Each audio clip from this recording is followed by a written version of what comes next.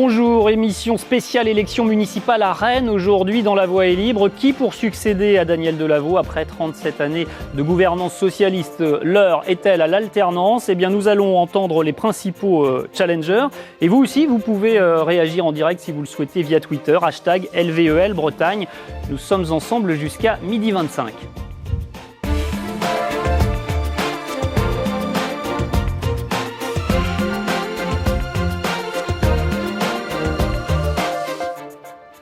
Bonjour à toutes et à tous, merci d'avoir accepté notre invitation. Autour de cette table et par ordre alphabétique, Nathalie Appéré pour le Parti Socialiste, Bruno Chavana, UDI, Gérard Demelon, Front National, même si vous n'êtes pas encarté, Caroline Olivreau, Braise Europa et Mathieu Teurier, Europe Écologie Les Verts. Thomas Frino, politologue, nous apportera aussi ses analyses. Bonjour Thomas, bonjour, merci de participer également à cette émission. Un premier tour de table, on entend beaucoup de Rennais dire que les jeux sont faits à Rennes, que la ville restera socialiste. Mesdames et messieurs, y aura-t-il match ?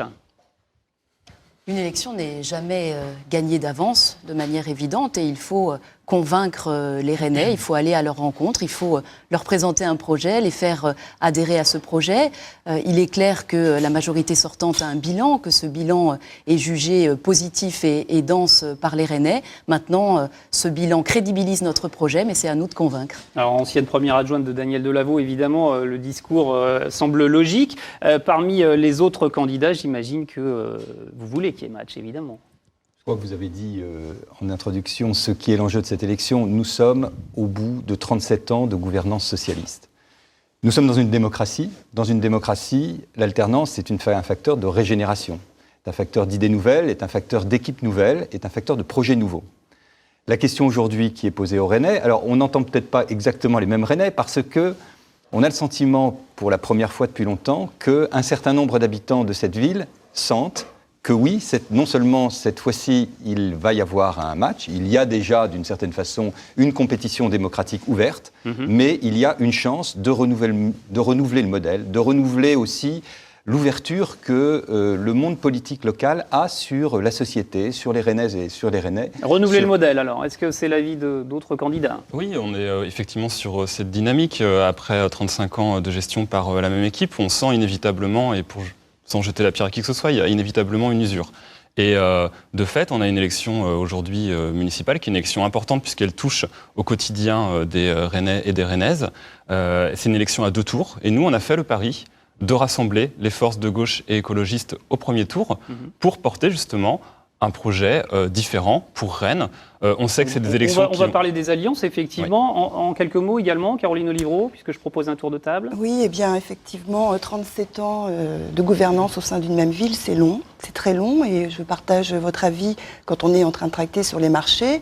Il ne me semble pas que ce discours, que les jeux soient faits, est celui qu'on entend le plus. Au contraire, c'est une envie de renouvellement et de fraîcheur. Gérard Demelon. Et je termine, renouvellement politique aussi dans la façon de diriger une ville. Dans la façon de diriger, on va en parler, effectivement. Bien, nous, en ce qui nous concerne, c'est évidemment une problématique un petit peu différente parce que c'est la première fois depuis 12 ans que nous constituons une liste à Rennes. Par conséquent, ça constitue en soi un événement politique qui me paraît très important et qui modifie les paramètres de l'élection. Je vous confirme donc d'une manière maintenant certaine que nous sommes présents dans la compétition, que notre liste est entièrement constituée, qu'elle est largement...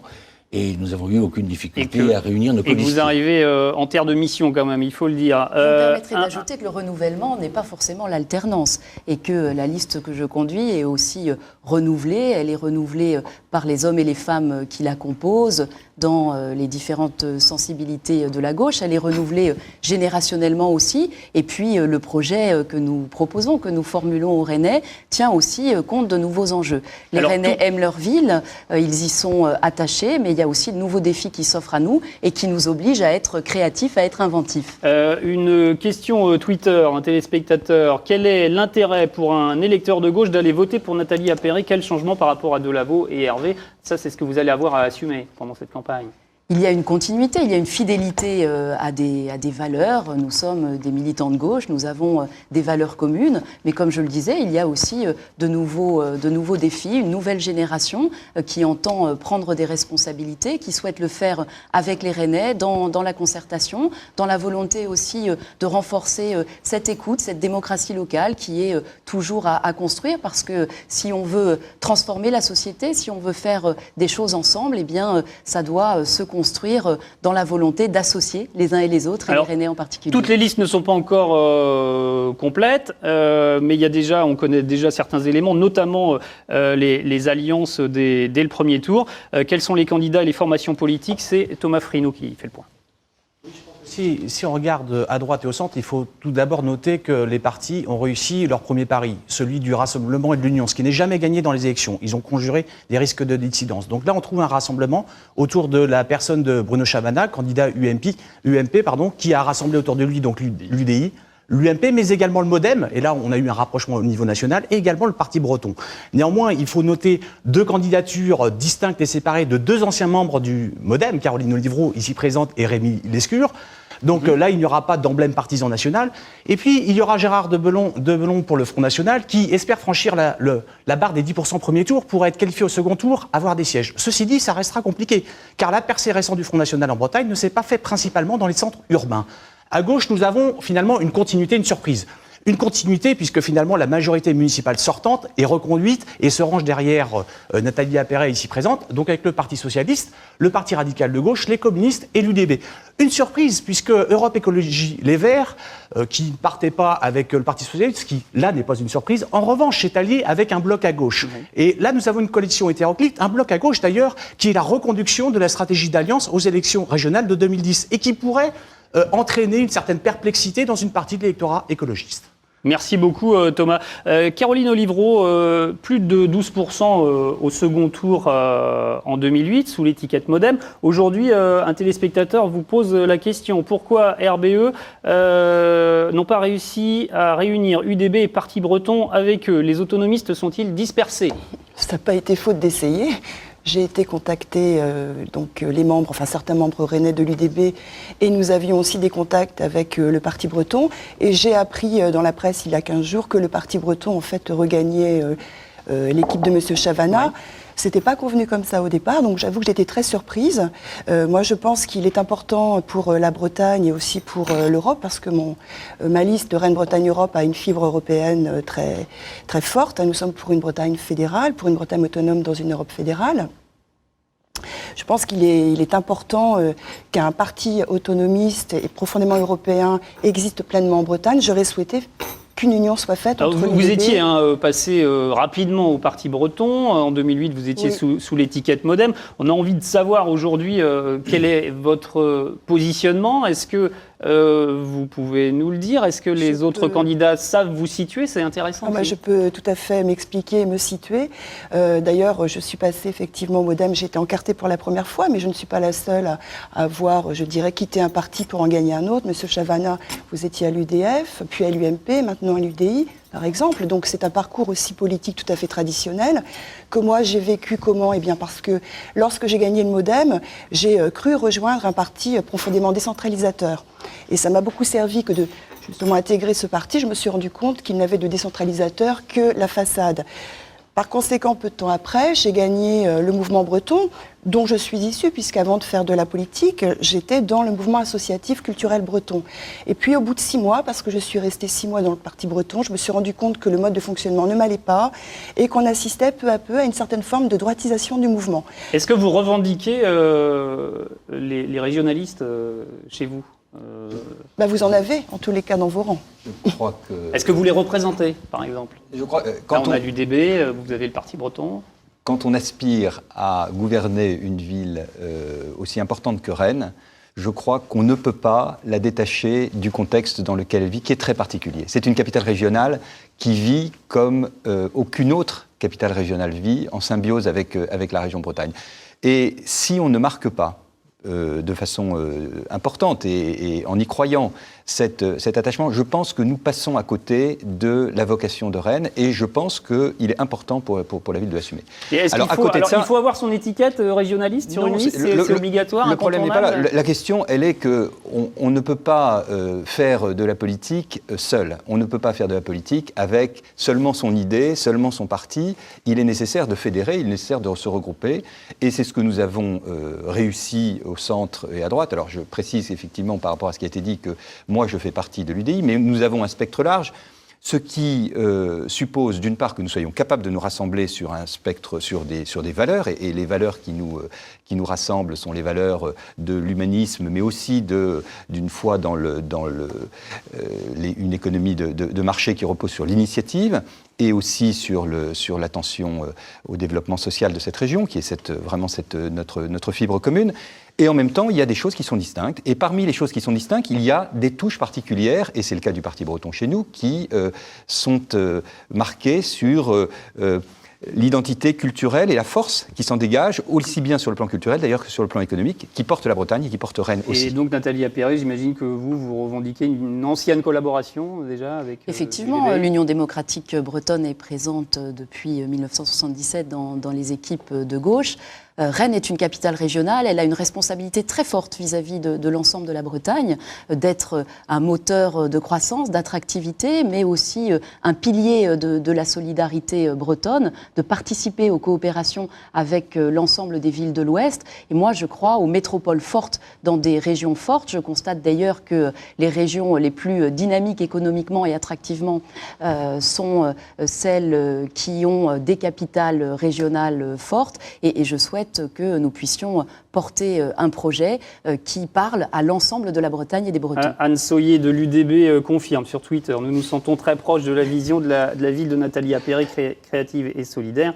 On ne pouvait pas en attendre moins. Mathieu Teurier, Gérard de Mélon, alors la fibre régionale... Justement, si vous me permettez, un mot quand même.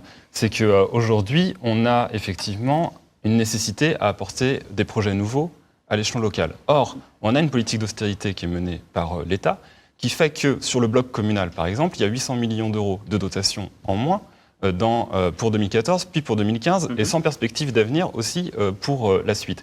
Et on est dans une situation où on a des budgets des collectivités locales, et notamment des communes, qui vont être amenées à se serrer la ceinture. Et elles sont empêchées de mettre en place des politiques locales. Donc moi, je veux bien qu'on ait un discours régionaliste ou de dire il faut que la Bretagne et Rennes aient toute sa place et les moyens d'agir, mais effectivement, il va falloir trouver des solutions. Et nous, c'est ce pari-là qu'on a fait justement en s'associant écologistes et organisations membres du Front de gauche. C'était bien l'enjeu de porter un projet alternatif nouveau et de faire en sorte que les collectivités locales et Rennes demain apportent des projets nouveaux pour les habitants de la ville. Mais pour l'électeur, clairement, il n'y a pas le message. Vous votez pour une liste régionaliste. Voilà, c'est pas affiché.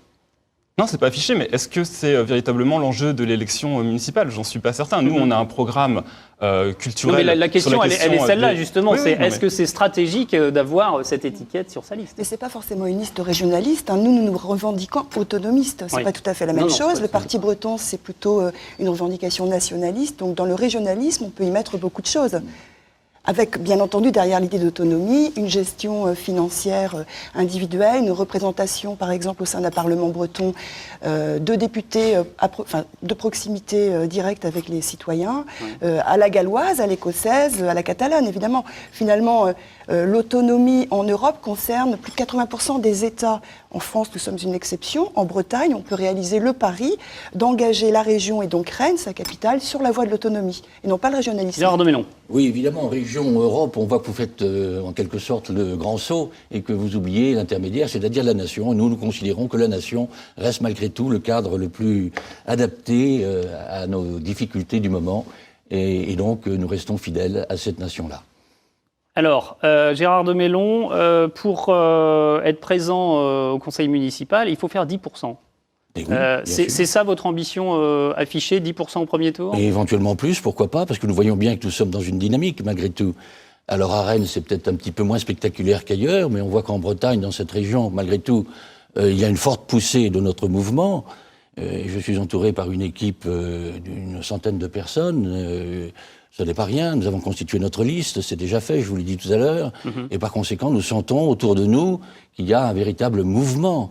Nous allons dans la rue, nous allons dans les immeubles, nous allons... Alors, vous parlez beaucoup aussi d'une solution pour changer de politique. Le Front National serait la solution pour changer de politique. C'est donc un discours qu'on entend dans beaucoup de listes. Alors, on en fait le reproche au Parti Socialiste quand il est aux commandes de diriger avec des équipes ankylosées. Dans des équipes de droite, on entend aussi le même reproche. Est-ce que les partis qui se partagent le pouvoir globalement, dans notre pays, ont du souci à se faire?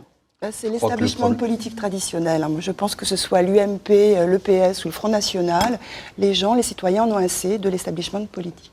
Voilà. Comment vous défendez? Non, je crois que le problème, il est réel. C'est un problème de gouvernance et de relation aux citoyens qui ont besoin de se sentir représentés à l'échelle politique et de se sentir écoutés. Et il est vrai que quand une équipe ou le même type de recrutement d'une équipe se perpétue de scrutin en scrutin et de mandat en mandat, de moins en moins de gens se sentent représentés dans l'équipe dirigeante de la ville. Et c'est ce qui se passe aujourd'hui à Rennes. Aujourd'hui, quand vous voulez appartenir à l'équipe politique, vous vous sentez obligé de passer par le cursus que nous connaissons bien, qui mène aux responsabilités très jeunes d'ailleurs, mais qui fait que vous n'avez pas vu autre chose que la vie politique ou les cabinets des collectivités locales, et que cette représentation... Donc ça, reproche que vous adressez directement à Nathalie Appéré, votre équipe est-elle composée de ces personnes? C'est pas un reproche ad hominem. En l'occurrence, on parle des élections municipales à Rennes. C'est une question de système. C'est-à-dire que... Donc, est-ce que Nathalie Appéré et sa liste sont dans ce système? M. Chavanat conteste tout simplement la question de la légitimité démocratique, puisque si les équipes sont aux responsabilités, c'est bien parce qu'elles ont la confiance des Rennaises et des Rennais et qu'elles sont élues. Et je note d'ailleurs que cette critique sur ce que seraient des apparatchiks qui se reproduisent est une critique tout à fait infondée à partir du moment où il y a un renouvellement très fort et où sur ma liste il n'y aura bien évidemment aucun candidat qui était candidat déjà en 77, et c'est au contraire une nouvelle génération c'est qui presque un peu le problème, si vous permettez. C'est presque un peu et moi d'entendre que des gens qui sont issus de la fonction publique, de l'emploi public, quand on est dans une ville qui compte près de 40% d'emplois publics, sont des gens qui n'ont jamais travaillé. Je pense que c'est une critique qu'il faut manier avec précaution. Madame Appéré, je suis moi-même fonctionnaire. Je ne ferai jamais cette critique vis-à-vis des fonctionnaires. Je dis simplement, nous avons besoin de diversité. Nous avons besoin, je dirais quelque part, dans le paysage politique, de représentativité et de biodiversité. Nous avons besoin que tous les milieux, toutes les sensibilités, tous les âges, mais aussi toutes les professions et toutes les origines se retrouvent, et qu'il n'y ait pas un cursus étroit pour rentrer dans la politique comme un entonnoir dans lequel très peu de monde, au bout du compte, peuvent rentrer. C'est ça le problème aujourd'hui. C'est pas un problème de droite, c'est pas un problème de gauche. À la vérité, si jamais la question était d'une municipalité qui avait vécu pendant 40 ans avec les mêmes pouvoirs à droite, le problème risquerait de se poser dans des mêmes termes, et il y a des villes où ça a été le cas. C'est donc un problème l'alternance de vitalité démocratique. L'alternance serait salutaire. Le vrai souci que nous avons aujourd'hui, c'est qu'à droite comme à gauche, on a des élus qui, à la sortie des élections municipales, considèrent qu'ils ont leur légitimité démocratique et qu'ils n'ont pas besoin de se retourner vers le citoyen pendant 5 ans. Et ça crée un sentiment justifié d'ailleurs du citoyen d'incapacité à pouvoir agir sur les politiques publiques le temps du mandat. Et ça, c'est une vraie difficulté. Et on se retrouve, si on associe à ça la crise économique, la crise sociale, on se retrouve effectivement avec un sentiment de désespérance, de ne plus avoir prise sur les politiques publiques, et ça donne effectivement les fausses solutions du Front National qui apportent des faux débats, la question de l'immigration, alors qu'aujourd'hui, la question que vont se poser les gens, c'est comment est-ce que j'ai un emploi, combien est-ce que je paye mon logement, comment est-ce que je me déplace pour aller au travail. Donc voilà, la vraie difficulté, elle est celle-là, et c'est pour ça qu'on s'est appelé Changer la ville, changer EZ, c'est qu'on invite effectivement, on est là aussi pour inviter les citoyens, les Rennais et les Rennaises à venir construire les politiques publiques et à reprendre la main sur les projets pour leur ville. Et pour vous, Gérard de Mélon, le problème semble un peu différent. On vous demande si vous connaissez suffisamment Rennes pour vous présenter, puisque vous étiez candidat aux législatives dans les Côtes-d'Armor. En quelque sorte, on me ferait le reproche d'être parachuté. De ne pas être suffisamment Rennais, de ne pas suffisamment connaître la ville. Je suis Rennais depuis très longtemps, de souche. et d'une manière très ancienne d'ailleurs, et par conséquent, je me sens rennais. D'ailleurs, tout Breton doit se sentir forcément rennais, c'est la ville capitale. Tout Rennais doit se sentir breton. Et tout Rennais doit se sentir breton, je vous l'accorde volontiers, madame. Mais nous pensons quand même que nous pouvons représenter dignement ceux qui nous font confiance. Ceux-là même qui considèrent que entre la droite de M. Chavanaz et le centre-gauche de Mme Appéré, il n'y a pas l'épaisseur d'un papier à cigarette et que par conséquent, ce sont les mêmes qui nous gouvernent depuis maintenant 37 ans, ici, avec Donc, une finalement, position de centre-droit, centre-gauche qui s'alternent ou qui sont connivents. Une certaine convergence entre en tout cas. des Donc, candidats, mais avec des arguments très différents. Il y a là un bloc, en tout cas, qui, à mon avis, est assez constant et assez solide et qui mérite d'être combattu de manière à ce que d'autres solutions puissent apparaître. Voilà pour la stratégie politique. On va maintenant parler fiscalité. C'est la première. Les impôts sont la première préoccupation pour 48% des sondés, selon un sondage IFOP pour Dimanche Ouest France. Sujet sensible, évidemment. Nous avons retiré aussi 2 chiffres de l'Institut Montaigne. Rennes, 127 millions d'euros d'impôts locaux, soit plus 23,9% depuis 2008. Au même moment, les dotations de l'État ont baissé de 1,9%. Pourquoi tellement d'impôts à Rennes ? Et au même moment, le pouvoir d'achat des Français comme des Rennais a baissé, à l'heure où on augmente les impôts locaux, ce qui est quand même très paradoxal. Donc, oui, mais une fois qu'on l'a dit, oui, voilà, pourquoi en fait, l'Institut Montaigne a montré que la ville de Rennes avait une gestion saine, donc une politique de désendettement. Mais en revanche, on a trouvé l'argent pour financer, en tout cas, le début des grands projets, je dirais dans la bourse des Rennais, ce qui explique la hausse terrible de la fiscalité, notamment la taxe d'habitation. C'est insoutenable à l'heure où, d'ailleurs, les autres impôts des autres collectivités territoriales ont augmenté également. Taxe d'habitation plus 4,4% en moyenne annuelle entre 2008 et 2013. Tout à fait. Et moi, je pense, pour revenir au sujet de la démocratie tout à l'heure que nous avons évoqué, que pour le moins, quand il s'agit d'utiliser les impôts des citoyens de cette ville, on pourrait les interroger par la voie aussi du référendum, lorsqu'il s'agit de proposer, ou en tout cas de proposer plutôt d'installer des projets tels que celui du centre des congrès, la 2e ligne de métro. Ce sont nos impôts et je pense que Mme Appéré, si elle était élue, ne peut pas s'engager, par exemple, de promettre aux citoyens rennais de ne pas augmenter les impôts durant son mandat. Monsieur Chavanaz pourra s'exprimer aussi sur ce sujet. Monsieur Chavanaz le propose. Dans votre livre-programme, vous dites que le prochain maire doit s'engager à ne pas augmenter les impôts durant la mandature. On n'avait pas dit baisser. En tout cas, je m'y engage, parce que je veux prendre à minima une position responsable. Je pense qu'il faut stopper cette augmentation d'impôts. Pour les Rennais, en matière de taxe d'habitation, ça a conduit à 30% d'augmentation au cours du dernier mandat. Et on vous interroge sur Twitter. Monsieur Chavanaz souhaite-t-il endetter la ville de Rennes ? Ça devient insoutenable. Je dis aujourd'hui que je ne suis pas le seul, d'abord. Le président de la République, le ministre des Finances, tout le monde considère aujourd'hui qu'il y a un ras-le-bol fiscal. Et ce ras-le-bol fiscal, ce n'est pas de la théorie, c'est effectivement du pouvoir d'achat qui baisse de 2,6% sur la même période, pendant que les augmentations d'impôts qui touchent tout le monde, la taxe d'habitation, augmente, elle, de 30%. Moins d'impôts, il faut plus d'emprunts, donc plus de dettes. Non. Vous êtes favorable à l'augmentation de la dette ? Je dis aujourd'hui, la question, elle est très claire. Qui est crédible pour assumer cette responsabilité de ne pas augmenter les impôts? Est-ce que ce sont ceux qui les ont augmentés de 30% dans le dernier mandat? Est-ce que ce sont ceux qui ont, sur des dépenses qui sont très facilement constatables par tous les Rennaises et les Rennais, qui ont eu une politique de l'argent facile. Facile. J'ai lu votre ouvrage. Vous dites dans votre ouvrage que vous pensez que la ville de Rennes aurait dû emprunter plus. Le premier levier, c'est de ne pas jeter l'argent par les fenêtres. Quand on voit que le centre des congrès... Pas d'emprunt ? Attendez, je vous dis le premier levier, je viendrai sur l'emprunt. Le premier levier, c'est de ne pas avoir un coût du centre des congrès multiplié par 3. Le premier levier, c'est peut-être symbolique, mais c'est quand même significatif, c'est de ne pas gâcher 1,5 million d'euros à faire de pures dépenses de communication préélectorale en 2012 avec l'opération Vivacité. C'est de faire en sorte que tout ce qui est dépensé sur la voirie, avec des places qui sont faites, qui sont refaites, qui coûtent 800 000 euros pour la place de Bretagne, qui coûtent 12 millions d'euros pour le Mile, qui coûtent des millions d'euros aussi pour la rénovation de la place de la Gare. Et toutes ces dépenses qui donnent le sentiment, parce que c'est la réalité que nous avons une politique de l'argent public facile à Rennes, c'est un levier considérable. Vous savez, il ne s'agit pas de faire... Qui partage ce point de vue ? Moi, je le Pas partage. moi en tout cas. Pas moi. Là-dessus, je suis d'accord avec M. Chavana. Non, en tout cas, moi, je considère finalement que depuis 35 ans, ce sont les mêmes qui font les dépenses et ce sont les mêmes qui nous ont matraqués d'impôts. C'est ça le fond de l'affaire.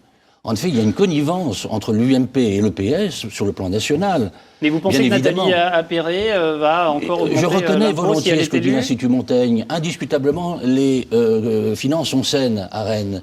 Mais à quel prix? Au prix des impôts que nous payons.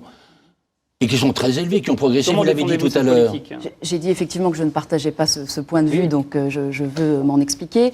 D'abord en refusant la démagogie en matière fiscale et en refusant aussi de se faire donner des leçons par des formations politiques qui, pendant 10 ans au niveau national, ont abouti à une faillite de pays et à creuser la dette d'un peu plus de 600 milliards d'euros. Donc pas de leçons, pas de démagogie, ne confondons pas tout, ne confondons pas stabilité des taux, pression fiscale et n'essayons pas de faire un maelstrom à partir des chiffres. Moi, je pense qu'il y a 2 questions à se poser en matière d'impôt. La première question, c'est à quoi sert l'impôt ? Et à quoi sert l'impôt? C'est à financer des services publics, à financer des investissements qui sont autant de services futurs, mais qui sont aussi des dépenses en faveur de l'emploi, du développement des entreprises. Mais avant même de parler de ce à quoi ça sert, parce qu'effectivement les services sont financés, etc. Mais c'est d'abord de ça dont il faut parler. C'est d'abord de ça dont il faut parler. J'aimerais qu'on parle, c'est est-ce qu'on finance par l'impôt ou est-ce qu'on finance par l'emprunt?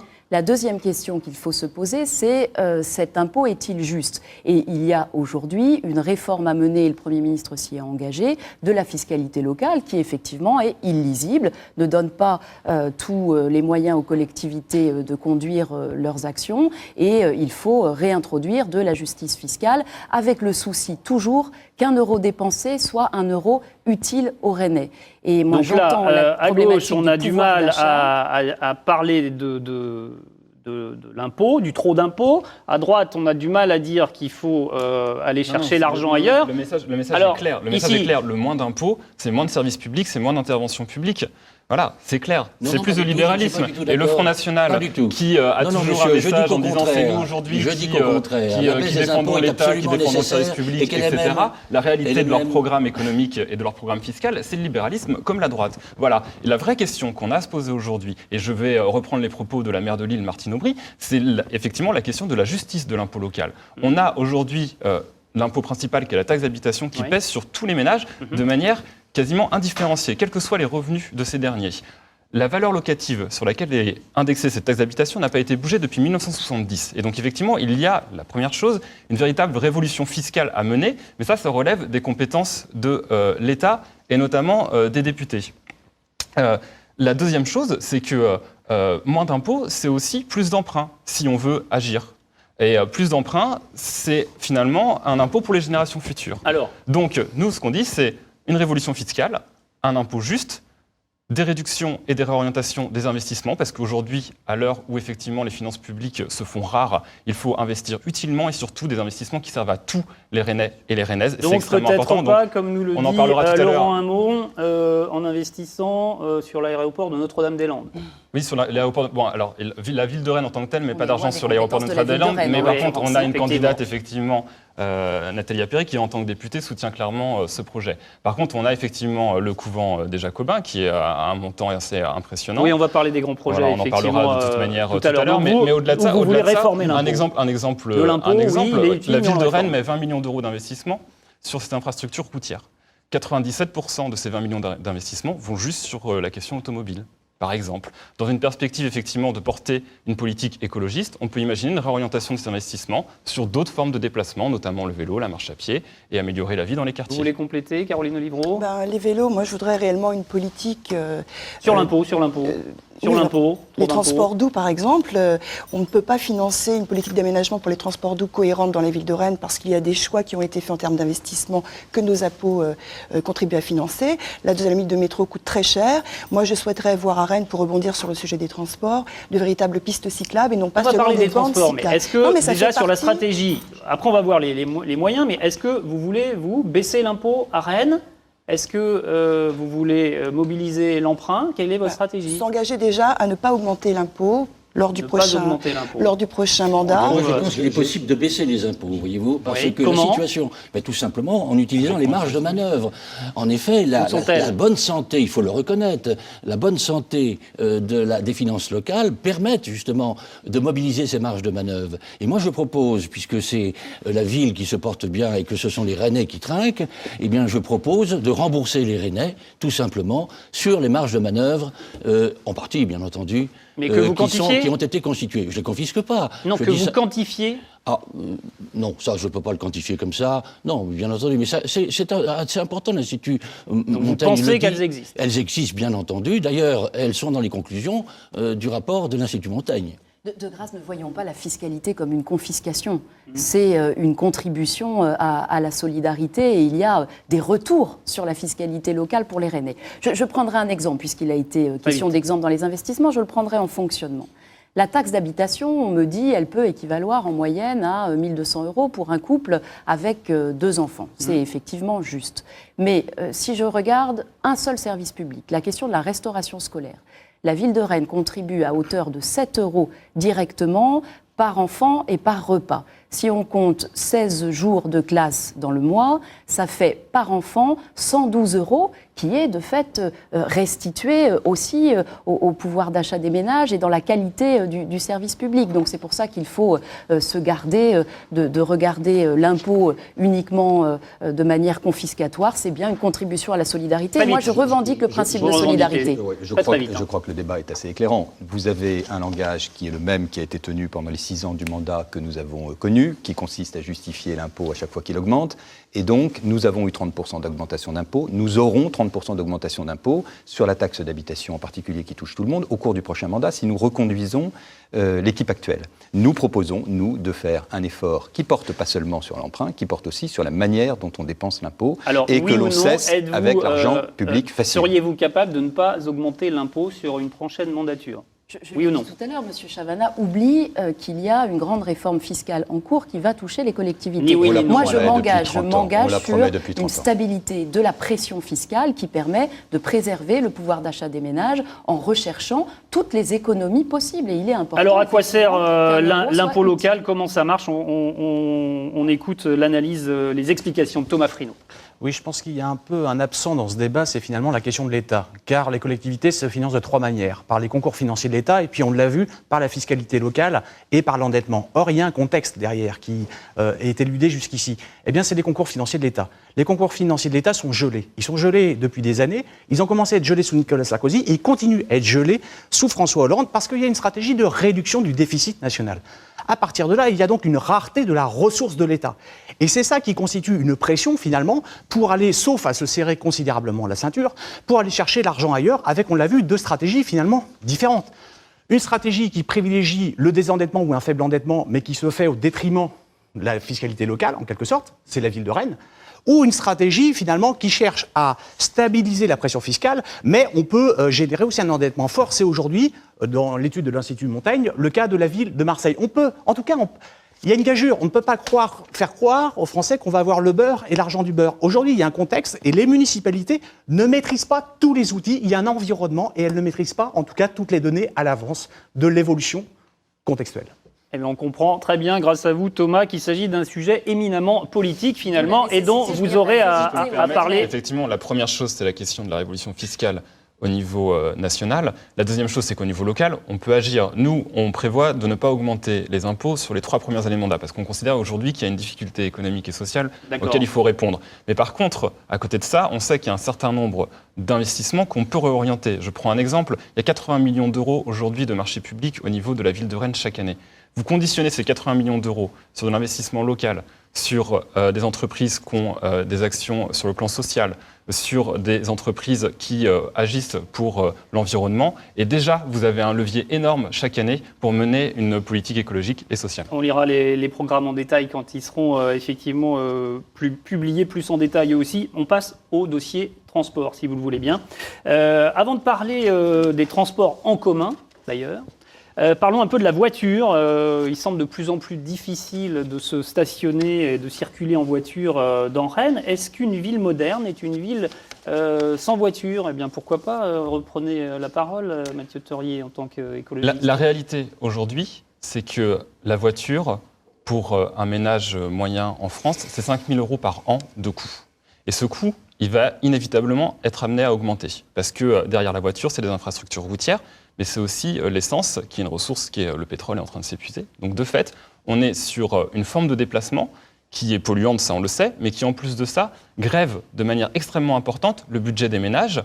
Et comme, si on prend notre agglomération, on a aujourd'hui des populations qui ne peuvent plus se loger sur Rennes, qui sont obligées d'aller se loger à 10, 20, parfois 30 km, mais qui continuent à aller travailler à Rennes.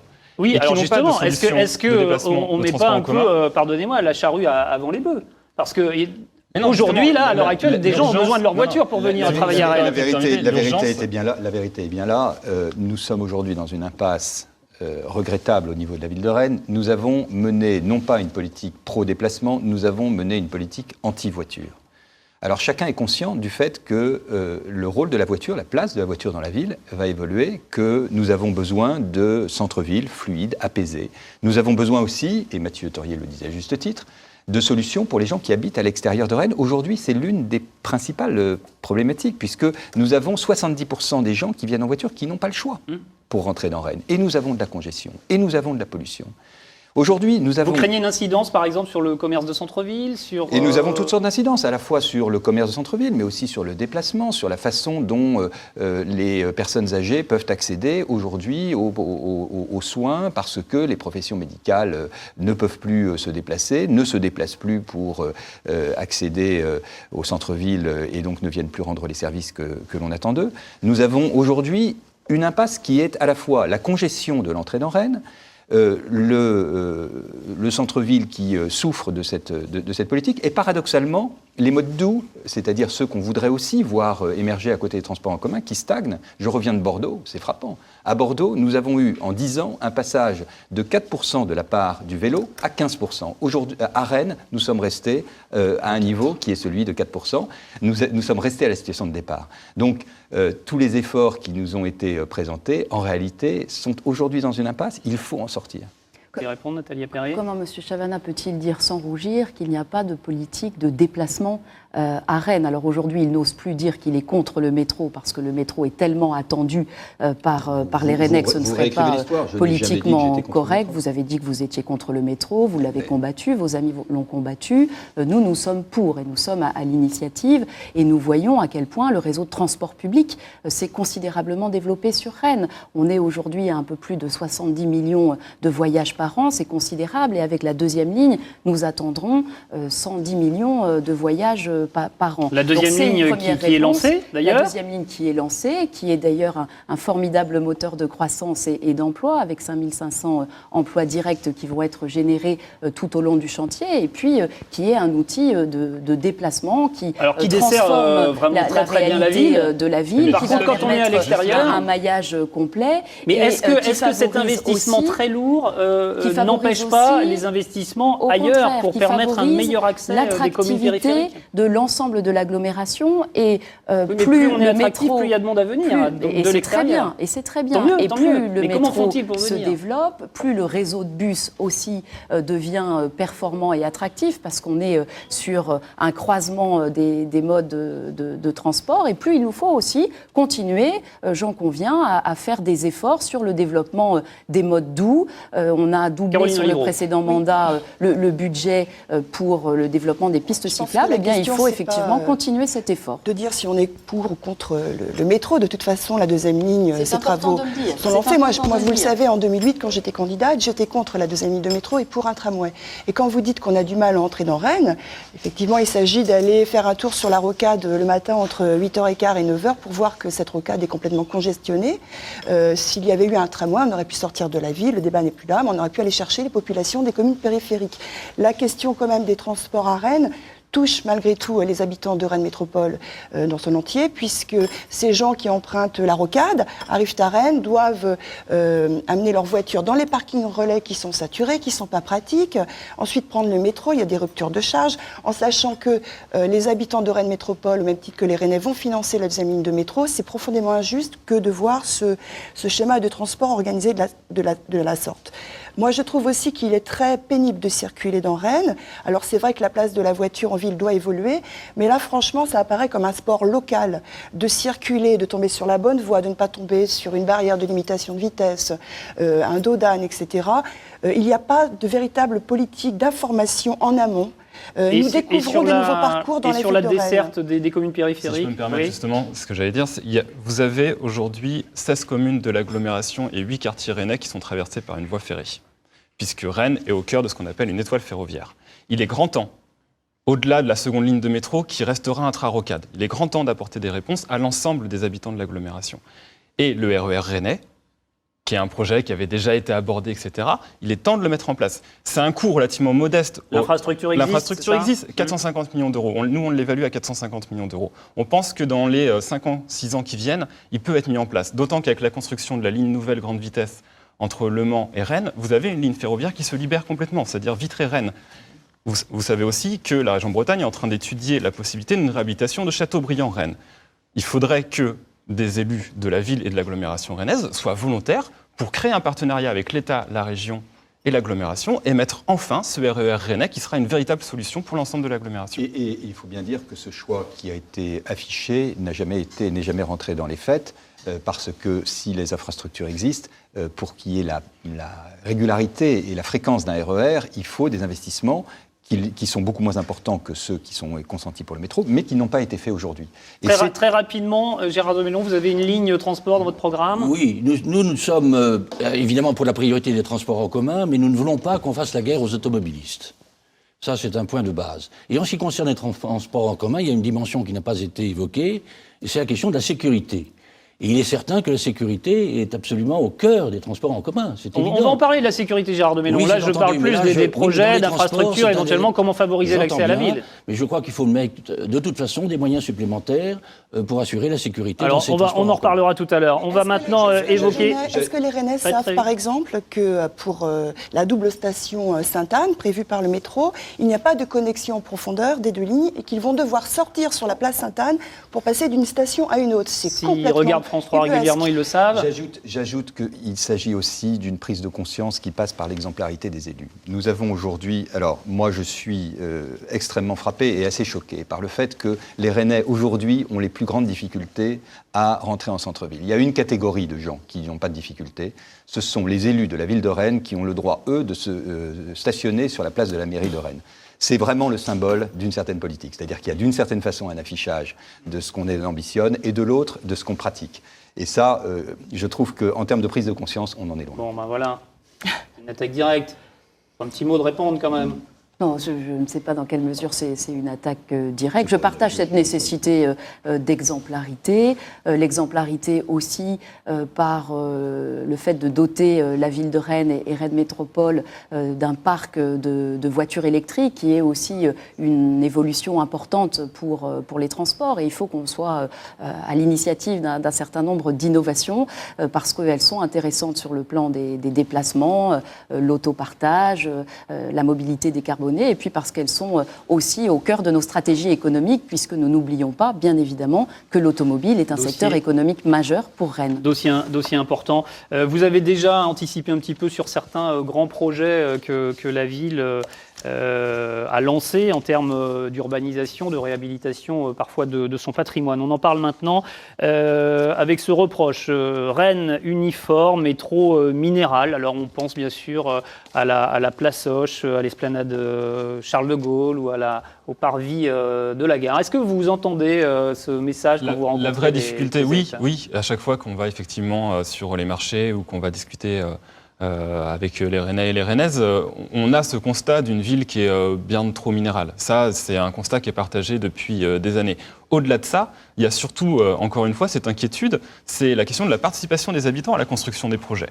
On a aujourd'hui, tant Eurorennes que le couvent des Jacobins, des projets qui sont venus d'en haut et qui sont très peu construits finalement avec les habitants du quartier. Donc là, il y a un véritable enjeu, c'est que systématiquement, sur tout nouvel aménagement, on a une participation des habitants. Alors tiens, par exemple, un bâtiment qui est cher au cœur de beaucoup de Rennais, il n'a pas beaucoup de caractère historique, mais c'est un petit immeuble de la place Sainte-Anne avec les fameuses peintures publicitaires du Bonnet. On va le détruire. Est-ce que ça, par exemple, c'est un petit supplément d'âme de la ville qui va s'en aller? Je crois que la question que se posent les Rennais, on les rencontre tous, et je pense que ce que Mathieu Theuriet dit à l'instant est assez juste.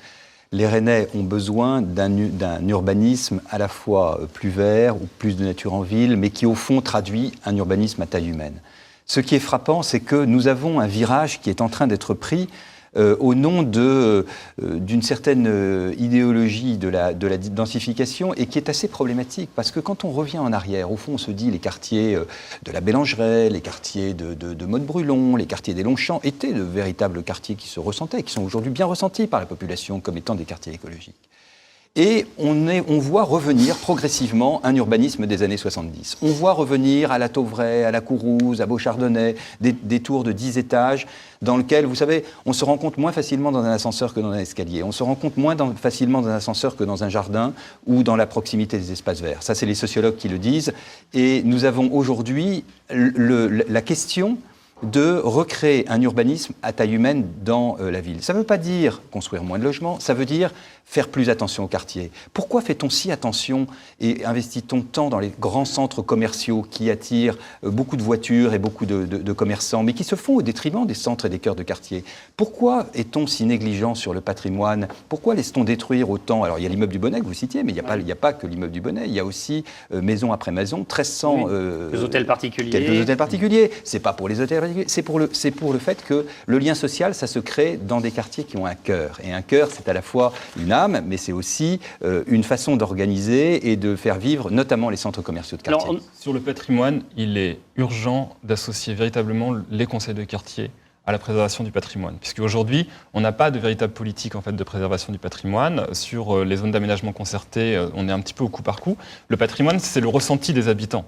Il y a, on peut discuter pendant des heures de savoir si l'immeuble du Bonnet est beau ou pas. C'est pas tellement la question. La question, c'est de l'attachement des habitants de la ville à leur rue, à leur quartier, et qu'est-ce qu'ils veulent préserver dans leur quartier. Et alors, ça, il est vraiment urgent. Il y a un manque de démocratie locale à Rennes, Nathalie Appéré. Le patrimoine, c'est effectivement notre histoire commune, et c'est ce que nous transmettons à nos enfants.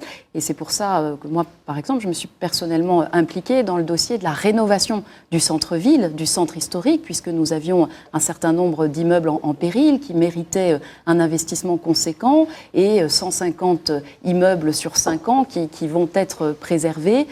C'est autant de patrimoine que nous transmettons, mais c'est aussi une amélioration de la qualité de vie, de la qualité des logements, parce que l'attachement au patrimoine que nous affirmons à travers un nouveau plan de sauvegarde et de mise en valeur, il doit aussi se faire dans l'intérêt des Rennais, de la qualité des logements, de l'accueil de nouvelles populations, mais aussi de la mise en service d'un certain nombre d'équipements. Et d'ailleurs, le couvent des Jacobins, dont il a été question, qui va être requalifié en centre de congrès. Aujourd'hui, et pendant de très nombreuses années, les Rennais n'ont pas pu y pénétrer. C'était un espace un peu confisqué. Et aujourd'hui, il va être rendu aux Rennais. Et là encore, c'est une véritable attention au patrimoine. Sur la question de la minéralité des espaces publics... Parce que Madame Appéré, excusez-moi, je voudrais quand même rebondir sur votre importance, en tout cas que l'équipe socialiste accorde à la gestion, à la préservation du patrimoine. Il suffit d'aller faire un tour devant l'état proprement catastrophique des portes mordelaises, effectivement, pour constater tout ce que l'équipe en place depuis plus de 37 ans a mis en place comme travaux, comme intérêt sur la question. Et vous parlez du centre des congrès, je trouve ça complètement ahurissant qu'on l'ait placé dans le couvent des Jacobins, si tant est qu'on ait accordé un peu d'importance au couvent des Jacobins, on aurait très bien pu le placer justement dans le cadre du projet Euro-Rennes et faire autre chose que de ce couvent des Jacobins auquel est attaché Tendrenay, qu'un centre des congrès. Le tout en baissant les impôts, Madame Olivero, c'est ça Ah bah que vous nous attendez, dites. vous avez dit tout à l'heure qu'1 euro dépensé devait être bien Tout à employé. fait. Alors moi je suis d'accord pour payer des impôts, mais dans des projets cohérents, intéressants, des projets aussi dans lesquels les Rennais peuvent y mettre leur histoire, leur identité. C'est très important pour aimer une ville que d'apprécier son patrimoine, de connaître l'histoire de la capitale régionale, que, je suis désolée de le dire, l'équipe socialiste actuelle ne met pas en valeur. En touchant au couvent des Jacobins, quelque part aussi, on touche à l'histoire de Rennes, on touche à l'histoire de la Bretagne. Vous disiez tout à l'heure, madame, qu'est-ce que nous allons laisser à nos enfants? C'est ça le fond du problème. Est-ce que c'est ça que nous allons laisser à nos enfants? Voyez-vous, ceci-là, comment peut-on, sous couvert de densifier... Il y a des prix d'architecture Bretagne. Oui, je sais bien, mais malheureusement, mais je peux les contester. Et parce qu'on planifie des tours à la Courrouze, on construit à Rennes ce qu'on détruit à Trappes et à Vénissieux. Voilà ce qui se passe en réalité. Est-ce que vous pensez que c'est humain, ceci? Est-ce qu'on peut... Franchement, c'est entièrement déshumanisé. Moi, je suis pour une architecture qui soit une architecture, évidemment, plus humaine, qui soit composée d'unités plus à la mesure des gens et des personnes. Voilà. Être humain, c'est d'abord et avant tout pouvoir accueillir toutes les familles qui veulent se loger à Rennes. Et on a un enjeu de construction de logements. Ça ne vaut pas la peine. Et vous ne montrez pas, alors vous avez votre appréciation architecturale, elle vous revient, vous ne montrez pas ce que sont la qualité des espaces publics, la qualité des services publics dans ces futurs écoquartiers, le souci de la transition énergétique, de bâtiments qui soient moins énergivores pour la préservation de l'environnement. Et je pense qu'il y a à Rennes une tradition de maîtrise urbaine au service d'une politique d'accueil et de logement qu'il nous faut à la fois préserver, mais effectivement faire évoluer en tenant compte de ce que sont les aspirations. Il y a des aspirations pour des formes diverses de logement, y compris du logement individuel dense, pavillonnaire. Il faut multiplier les expériences dans le souci de pouvoir loger à Rennes tous ceux qui souhaitent s'y loger et donc de maîtrise des coûts du logement et des loyers. Les mieux à même de savoir comment doivent être aménagés les quartiers, comment doivent être aménagés les logements, ce sont les habitants eux-mêmes. Et effectivement, comme le dit Madame Appéré, il y a à Rennes une vraie qualité de la maîtrise publique de l'aménagement. Donc ça, il faut s'appuyer sur cet atout-là pour aujourd'hui faire rentrer de la participation et aller beaucoup plus loin. On peut devenir demain une ville exemplaire en termes d'habitat, en termes de logement et de qualité sociale et environnementale des quartiers. Simplement, il faut accepter de se remettre en cause. Je pense que le modèle de Saint-Jacques-de-la-Lande n'est pas le modèle pour Rennes demain. Je pense que c'est une leçon d'expérience aussi qui revient du constat des Rennais. Nous avons besoin de retrouver des quartiers à taille humaine. Nous avons besoin de retrouver un urbanisme plus vert. Nous avons besoin de retrouver du lien social dans les quartiers. Aujourd'hui, le modèle d'urbanisme, qui est encore une fois un modèle dans lequel il y a un virage qui a été pris il y a quelques années seulement, qui est celui de Saint-Jacques-de-la-Lande, n'est pas celui auquel aspirent les Rennais. Et notamment pour des raisons aussi sociales, j'allais dire, de lien social, de sécurité aussi, tel cher à Gérard de Mélon. La sécurité, c'est un thème qui est partagé, je crois, par l'ensemble des participants qui sont sur cette table. C'est l'image qui colle souvent autour et aux grands ensembles. Qui est défendue, oui, parce que nous avons attiré aujourd'hui. Il ne faut pas qu'on se remette à l'urbanisme des années 70. Oui, nous avons besoin de liens sociaux. Vous savez, il y a une chose qui est particulière à Rennes et qui ne s'améliore pas. Nous avons 51% des logements qui sont occupés par des personnes seules. C'est une réalité sociale.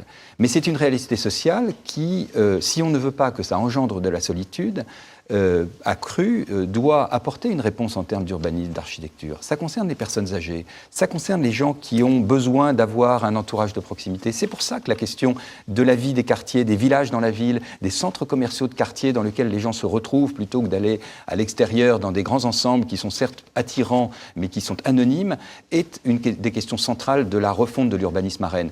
Et la refonte de l'urbanisme, il faut le dire, elle pourra être portée par des gens qui acceptent de se remettre en cause par rapport aux pratiques de ces 10 dernières années. La ville la plus dense, qui est la plus intéressante au plan écologique et qui permet le mieux le lien social, c'est la ville haussmannienne, c'est-à-dire la ville sur 5, 6, 7 étages.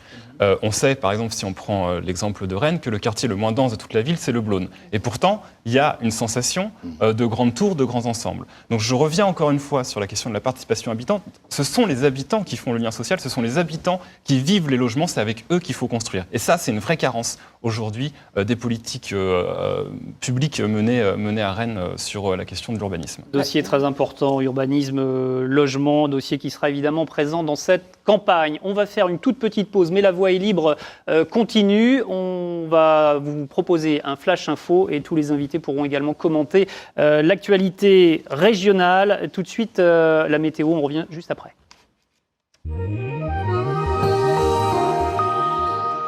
Pas beaucoup de soleil finalement, mais pas beaucoup de pluie non plus, juste quelques gouttes pour bercer la nuit. Mais on profite d'une accalmie passagère pour cet après-midi, avant l'établissement d'un flux de sud-est assez fort à fort. Et c'est sur le nord-ouest de la région que le temps s'annonce le plus lumineux, alors que les grisailles se montrent plus tenaces en allant vers l'est. Et entre l'est et l'ouest, le temps est plus mitigé, hésitant entre nuages et éclaircies. Température tout en douceur, 10 à 11 degrés pour les maximales. Un ciel à nouveau très nuageux à couvert pour cette nuit et pour demain matin, et le retour de quelques gouttes par le Finistère vers la fin de la matinée. Mais rien à voir avec le déluge de la semaine passée. Cela dit, le flux de sud-est nous amène un vent modéré à assez fort, avec des rafales jusqu'à 80 km/h du Finistère aux Côtes d'Armor. Température minimale autour de 4 ou 5 degrés dans les terres, 6 à 8 en bord de mer. Et côté marine, de la Hague à Bréa, vent virant nord à nord-est 4 Beaufort, puis nord-est à est 3 à 4 Beaufort l'après-midi. De Bréa à Pamar, vent virant nord-est 4 Beaufort, puis est à sud-est 4 à 5 l'après-midi. Et au sud de Pamar, vent d'est 3 à 4 Beaufort. Pleine mer à 14h13 à Saint-Nazaire, avec un coefficient de marée de 48. Excellent après-midi à vous tous.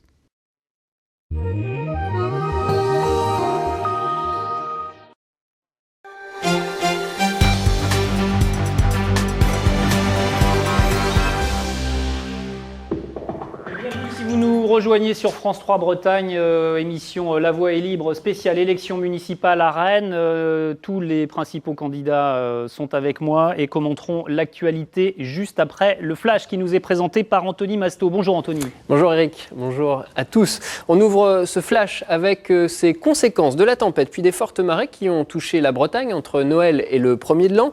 Des bateaux pollueurs en ont profité pour dégazer. Résultat, la Ligue de protection des oiseaux ne cesse de récupérer des oiseaux mazoutés sur les côtes. Voyez plutôt ce reportage, il est signé Jean-Marc Seigné et Catherine Basile. Ce matin, dans ces cartons, 3 nouveaux pensionnaires pour la LPO de l'Île Grande. Des guillemots retrouvés mazoutés sur des plages du Finistère, comme un classique au cœur de l'hiver. Mazouté 70%. Vous pourrez vérifier s'il y a suffisamment de poissons pour les nouveaux arrivants, là aussi, dans les box. Rajouter une gamelle, je pense. Comme certains petits pingouins ou autres macareux, ils ont été victimes des dégazages qui surviennent quand la mer déchaînée a la mauvaise idée d'effacer trop vite la trace des bateaux pollueurs.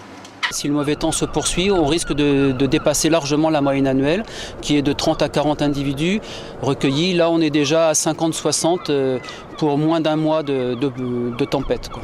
Les soigneurs de la LPO parviennent à sauver 20 à 40% des oiseaux grâce à un protocole de soins qui a depuis longtemps fait ses preuves. Nous, les premières choses qu'on fait, c'est de continuer à les réchauffer, de les réhydrater, parce qu'ils ne peuvent pas forcément digérer tout de suite de l'alimentation solide.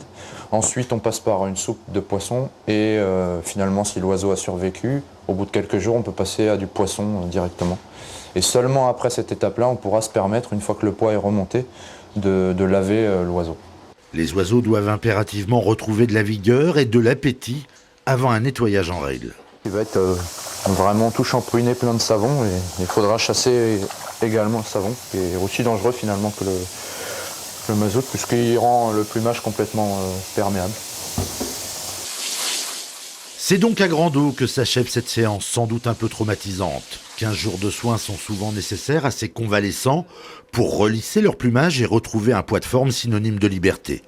Comme pour ce fou de bassan, rendu à son milieu naturel, inconscient sans doute de procurer à ses protecteurs toujours ce même instant de grâce et d'émotion.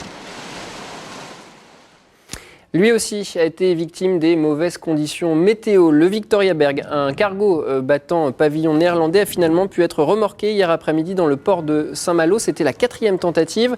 Le bateau était immobilisé depuis plusieurs jours après une avarie de barre. Le 23 décembre, l'un de ses marins est par ailleurs passé par-dessus bord et depuis porté disparu. Je vous propose d'écouter l'avocat de l'armateur. L'important pour nous, c'est le sort de l'équipage, de savoir que cette affaire se termine, que le bateau rentre, qu'on va pouvoir savoir ce qui s'est passé, quelles sont les difficultés qui ont été rencontrées. Et puis voilà, donc c'est la fin d'un épisode difficile et qui est tragique parce qu'un homme est tombé à la mort. Et ensuite, il y a eu une avarie de barre, il y a eu une succession d'événements difficiles et j'espère qu'on en voit la fin aujourd'hui. Quelques mots de sport à présent. D'abord, pour vous dire que le Rennes Volley n'arrive pas à se sortir de sa mauvaise passe malgré les changements effectués à l'intersaison avec notamment 3 nouvelles recrues. Le club s'est une nouvelle fois incliné hier soir. C'était contre Saint-Nazaire, une défaite 2-7-3. Rennes qui reste donc dans la zone des relégables. Et puis en football, on se prépare à jouer la 20e journée du championnat de Ligue 1. Ce soir à 20h, Guingamp recevra Saint-Étienne, Rennes recevra Nice. Et puis dimanche à 14h, derby de l'Ouest entre Nantes et Lorient. On suivra bien sûr tout ça dans nos éditions et sur notre site internet bretagne.france3.fr. Un nouveau rendez-vous aussi à noter sur vos tablettes. Demain à 11h50 sur notre antenne, ce sera la première de Brace Kiss, un sitcom bilingue qui raconte les aventures d'une famille recomposée ou comment une jeune femme doit se mettre à apprendre le breton. La série réalisée par Luc David qui a signé le cultissime Un gars, une fille est complétée par une méthode pédagogique sur Internet. Bernard Leroux. C'est quoi qui est drôle là? Quelqu'un peut me traduire déjà que je vois rien? C'est rien, on dit juste que tu vas apprécier notre surprise. L'héroïne de Breski, c'est elle, c'est Mathilde. Elle ne sait pas le breton, elle arrive dans une famille bretonnante. C'est l'histoire d'un apprentissage plutôt sympa. Je suis un peu dipladapart. C'est comme ça qu'on dit quand on est dans le brouillard. Un breton? Ouais. C'est une belle langue, pleine d'expressions, assez métaphorique et que je trouve super belle. Et donc, pareil breton. Et travelling action. Là, c'est mais c'est tout, bravo tout le monde. Merci. Moi je dis bravo, on a réussi à faire quelque chose de drôle. Le papa, ses 2 enfants bretonnants et ils vont accueillir la nouvelle compagne du papa qui, elle, n'est pas bretonnante. Et ensemble, ils vont se mettre à cette langue et c'est pas si compliqué que ça d'apprendre. Bastrouille. 36 épisodes de 6 minutes racontent la vie quotidienne de cette famille bilingue, moderne, branchée et plutôt rigolote. Le but est de suivre les progrès de Mathilde en breton. La grande innovation, c'est le soutien pédagogique d'un site internet pour découvrir et apprendre les premiers rudiments de la langue. Moi, je suis apprenante du breton, je suis très débutant, mais j'ai pu quand même comprendre des choses, je trouve ça très pédagogique et ludique aussi, et c'était aussi très bien produit. Ça se fait avec humour, donc ça passe bien, mais oui, ça me plaît bien. C'est une très très bonne chose et ce sitcom va contribuer, j'espère, à ce qu'on ait encore plus envie de faire du breton. Moi-même, je commence à l'apprendre. Et Maonoteski. Breski, c'est à déguster sans modération sur le site internet de France 3 Bretagne. Dès demain, vous pourrez relever le défi « Osons la langue ». Tout le rire.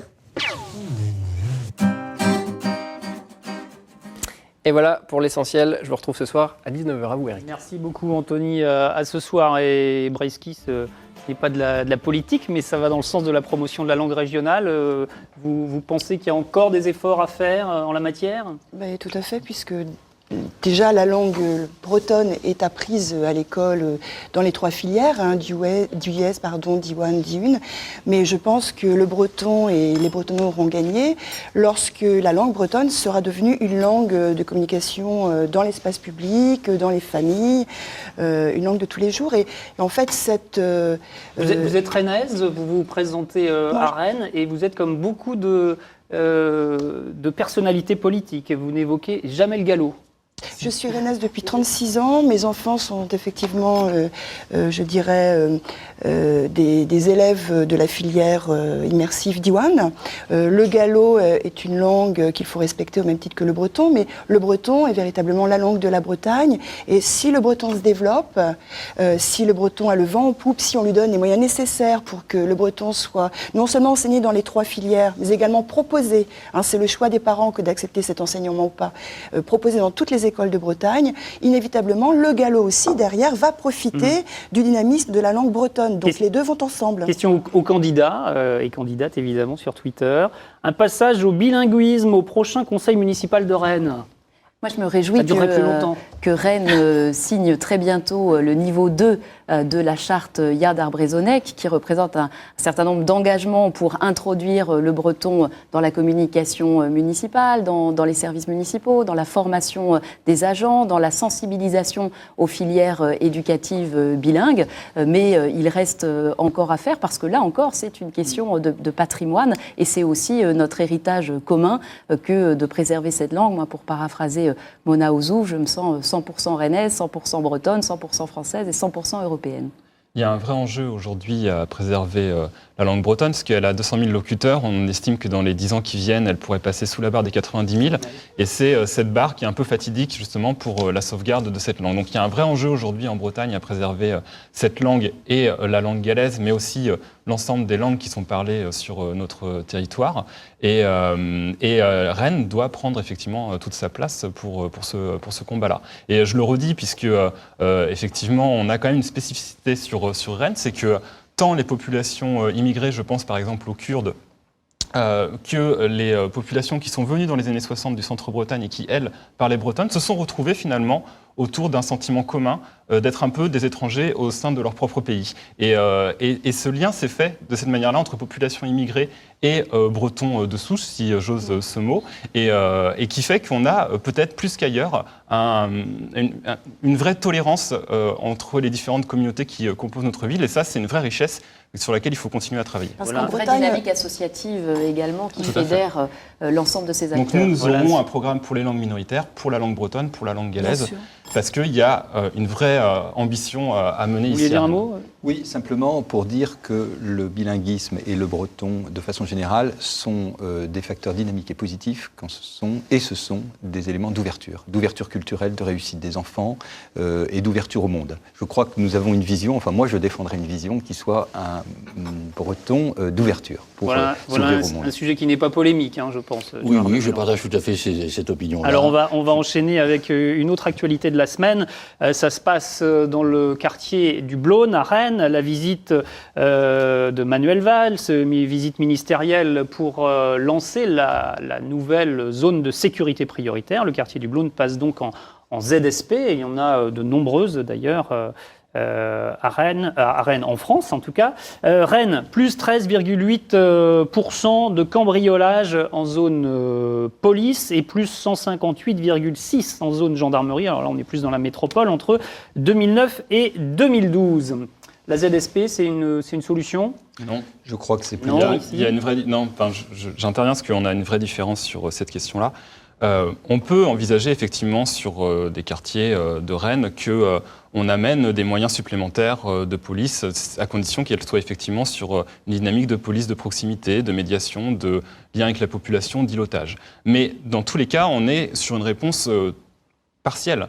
Quand on interroge les habitants du Blône sur la réalité de leur quartier aujourd'hui, les réponses qui viennent, c'est, je le redis, la question du logement, la question de l'emploi, la question de comment est-ce qu'on vit dans notre quartier, où est-ce qu'on va le soir. On vous reproche d'ailleurs aux socialistes, donc à vous, Nathalie Appéré, de placer le Blône en ZSP par manque de connaissance du quartier, en quelque sorte. La sécurité, c'est un droit pour tous les Rennais. Et il nous faut avoir cette attention dans l'ensemble des quartiers. C'est effectivement le produit d'une politique globale, d'aménagement urbain qui favorise l'échange et les contacts, de médiation, de prévention, d'action sociale, de soutien à la vie associative, mais c'est aussi des réponses attendues en termes d'ordre public. On a la chance en Bretagne d'être sur un territoire qui est plus préservé que d'autres par rapport au phénomène de délinquance, même si la question des cambriolages est vraiment une préoccupation. Il n'empêche que quand on a des indications qui nous viennent de l'écoute des habitants, qui nous viennent de l'analyse des statistiques sur le risque de dégradation d'un quartier, eh bien, il faut agir. Et la zone de sécurité prioritaire est un élément qui permet Gérard de Mélon, c'était une bonne réponse. De police supplémentaire, vous qui êtes sensible à ce sujet. Entre la police et la justice. Pardon, ça pourrait être une bonne réponse, à condition, bien entendu, que ça ne soit pas simplement un effet d'annonce, à condition que les moyens soient là pour réaliser la politique attendue, et à condition surtout qu'il y ait la volonté des autorités d'intervenir là où il faut, quand il faut. Et ce n'est pas toujours le cas, car nous savons bien qu'au niveau de la police, de la gendarmerie, etc., il y a beaucoup de tergiversations sur le côté, considérant que on n'a pas toujours les ordres qu'il faudrait. Là c'est le signe que Manuel Valls prend les choses au sérieux, non ? Oui, mais c'est un effet d'annonce, une fois de plus, et c'est une visite préélectorale. Il y a un élément. Je trouve que c'est assez triste de voir deux mois avant les élections cette gesticulation médiatique au cours de la sécurité. 2 mois avant les élections, alors que nous avons une problématique qui, particulièrement dans le quartier du Blône, mais dans bien d'autres quartiers de Rennes, s'est dégradée de façon sensible au cours des 3 dernières années, et le lien social en est affecté, et le respect des uns par les autres en est affecté. Pourquoi ? Parce qu'il y a des endroits sur lesquels un certain nombre de trafics se déroulent au vu et au su de tout le monde, et que le sentiment très net de la population, c'est qu'on n'y fait rien. Ça, c'est pas forcément dans les quartiers périphériques, d'ailleurs. C'est pas seulement dans les quartiers périphériques, c'est d'ailleurs aussi au centre-ville. C'est aussi au centre-ville, donc on peut le constater aussi dans le centre de Rennes, mais dans plusieurs quartiers. Et c'est pas particulier à Rennes, d'ailleurs. C'est pas particulier à Rennes. Ce qui est particulier à Rennes, c'est que nous sommes dans une ville où, de tradition, les chiffres de la délinquance étaient inférieurs à ce qu'ils étaient dans un certain nombre d'autres villes. Mais nous sommes à un point de bascule. Si aujourd'hui, le sentiment d'impunité demeure aussi important, si aujourd'hui, on a autant de réticence à implanter ici une caméra de vidéoprotection, à faire en sorte que la police municipale fasse de l'îlotage de proximité à certaines heures et dans certains endroits qui sont parfaitement connus, on donne le sentiment que le champ est libre pour un certain nombre de trafics. Alors aujourd'hui, ce sont encore des petits trafics, encore qu'il y a beaucoup de gens qui viennent de l'extérieur pour faire ces trafics. Alors, demain, qu'est-ce que ça sera ? L'évolution des cambriolages est très inquiétante de ce point de vue, parce que ça montre que ça se structure. Oui, mais des trafics et des cambriolages qui ne sont pas nécessairement dans les quartiers périphériques. Excusez-moi, moi, ça fait plus de 12 ans que je travaille dans le Blône, au collège Les Chalets. Je pratique le quartier, j'y fais mes courses, je discute beaucoup avec les parents d'élèves. Ils n'ont pas forcément apprécié d'avoir récupéré cette étiquette de zone de sécurité prioritaire. Ils n'ont pas non plus apprécié qu'avec 10 ans de gouvernement de droite, les effectifs sur le commissariat du Blône passent de 35 policiers à 4 policiers à Rennes aussi, Madame Appéré. Et ils ont souvent le sentiment, je dirais, d'insécurité, régulièrement autant en centre-ville que dans leur quartier, qu'à Villejean ou ailleurs. Ce n'est pas le quartier périphérique qui est une zone de sécurité. Justement, la sécurité, c'est toujours un thème de campagne, y compris au municipal. On peut peut-être s'interroger sur le pourquoi, parce que la sécurité, c'est l'affaire de qui, Thomas ? Alors, la sécurité, c'est d'abord un droit fondamental. C'est l'article 2 de la Déclaration des droits de l'homme.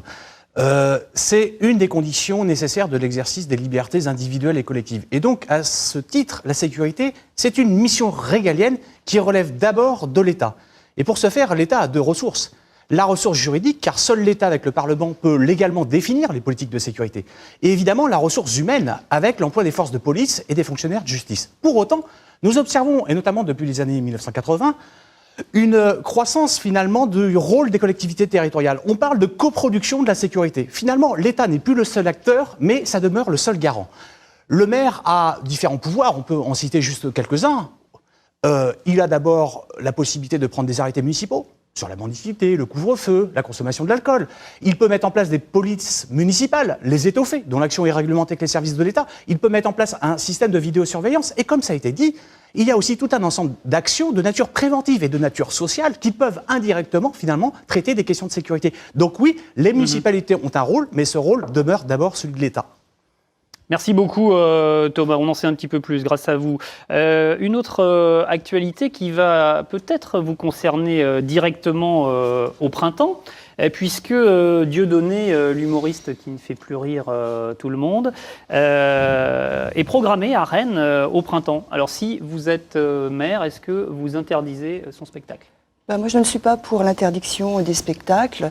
Ceci dit, je suis pour la condamnation de tels propos qu'a tenu M. Dieudonné, ce soi-disant comique qui ne fait pas rire grand monde. D'ailleurs, quand on est en train de tenir des propos antisémites, je pense que c'est toutes les communautés de France qui vivent ensemble qui se sentent insultées. Mais de là à interdire un spectacle, non. Et je pense que c'est l'affaire de la justice que de se prononcer sur la condamnation ou non de M. Dieudonné. On essaie 20 secondes chacun. Gérard de Mélon, vous interdisez le spectacle si vous êtes maire ? La question n'est pas savoir s'il faut l'interdire ou pas. Il prend ses responsabilités, c'est tout. Et moi, je crois à la liberté d'expression. Et donc, je respecte cette liberté. Donc, moi, je n'interdirai pas. Mais je considère que cette affaire est un véritable enfumage, en réalité. C'est pour cacher les problèmes du moment. C'est-à-dire le chômage de masse, l'insécurité, etc. Donc, par conséquent, moi, je considère que la journée donc liberté d'expression. La journée de l'autre jour était vraiment absolument hystérique. Bruno Chavana, très vite. Ne donnons pas une publicité excessive à quelqu'un qui ne cherche qu'à se nourrir de publicité. Donc la justice jouera son rôle. Moi, je ne commenterai pas non plus les décisions de justice, mais j'estime que faire de la publicité à Dieudonné qui n'en mérite pas, et vraiment, je pense que chose, Nathalie Appéré. Il ne doit pas y avoir de place pour la haine dans la République. Et on ne peut pas se fermer les yeux, se boucher les oreilles. La parole raciste et antisémite, il faut la combattre. C'est en tout cas mon combat. Il faut utiliser pour ça la voie politique, mais aussi la voie juridique. Oui, on combat tous les racismes, mais effectivement, on est quand même sur un paradoxe, c'est-à-dire que ça fait plusieurs, excusez-moi, mais c'était quand même un débat important, ça fait quand même plusieurs mois qu'à gauche, à droite et surtout au Front National, on ne parle que de ça, que de la question de l'immigration, qu'on agite les chiffons rouges dans tous les sens. Aujourd'hui, on s'étonne effectivement que des humoristes tiennent ce genre de propos. Bon. Il faut combattre l'ensemble des racismes. On est obligé de conclure, Mathieu Teurlier, on a compris que vous condamnez. Ne manquez pas, s'il vous plaît, à 15h20 sur France 3 Bretagne, un excellent documentaire sur Anne de Bretagne, évidemment. Ce sont les 500 ans de la mort de la duchesse de Bretagne. Autre hommage à Patrick Coupel, notre collaborateur au son. C'est grâce à lui que vous nous entendez tous. C'était sa dernière émission aujourd'hui. Merci Patrick. On te souhaite une très bonne retraite. Au revoir. À la semaine prochaine. Je recevrai Jean-Yves Le Drian. Ce sera à 11h30 cette fois. Très bon week-end.